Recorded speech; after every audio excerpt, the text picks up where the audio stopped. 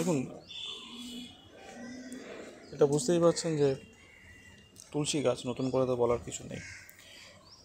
সে কৃষ্ণ তুলসী, রাধা তুলসী যাই হোক না কেন, তুলসী গাছ নিয়ে একটা খুব প্রচলিত একটা ধারণা আছে যে শীতকালে কিন্তু তুলসী গাছ মরে যায়, এবং যে কারণে তুলসী গাছ একবর্ষজীবীও বলা হয়।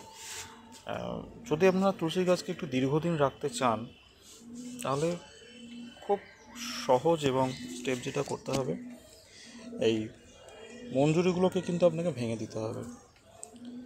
এটা করতেই হবে। এটা ছাড়া কিন্তু তুলসী গাছকে আপনি দীর্ঘদিন রাখতে পারবেন না। আর কিছু ডালকেও আপনাকে মাঝে মাঝে কেটে দিতে হবে, যেমন দেখুন আমি এখান থেকে ডাল ভেঙে দিয়েছি। আর শীতকালে অনেকে বলে যে কুয়াশা পড়ে নষ্ট হয়ে যায়, এটা একদম সত্যি। কুয়াশা পড়লে কিন্তু তুলসী গাছ একটু নষ্টই হয়। দেখুন এখানে গাছের চেহারাটা কীরকম শুকিয়ে গেছে, আমি দেখাচ্ছি। এই যে দেখছেন একটু শুকনো শুকনো চেহারাটা, এই শুকনো শুকনো চেহারাটা কিন্তু আপনার ওপেন ছাদে থাকার জন্য এবং কুয়াশা পড়ার জন্য হয়েছে।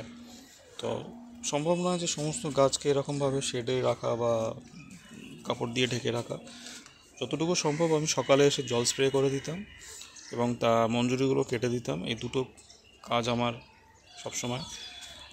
তারপরে কিন্তু আমি এখন মোটামুটি দেখতে পাচ্ছি আবার নতুন কিছু পাতা ছাড়ছে, গাছটা আগের ফর্মে ফিরে আসছে। তো শীতকালে একটু গাছ টেনে যায় তুলসী গাছটা।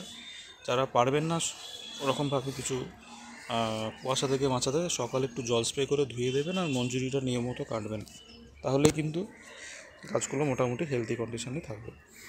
এটা একদম দেখতে পাচ্ছেন ওপরে ছাদে রয়েছে এই গাছটা। এটা দেখুন এই গাছটাও ছাদে রয়েছে। তো এরা সব আমার এখানেই থাকে, কিন্তু আমি সকালে এসে করে স্প্রে করে দিই, জল স্প্রে করে দিই, ধুয়ে দিই। আর এর কিন্তু ভালো কন্ডিশনে পাতাগুলো রয়েছে।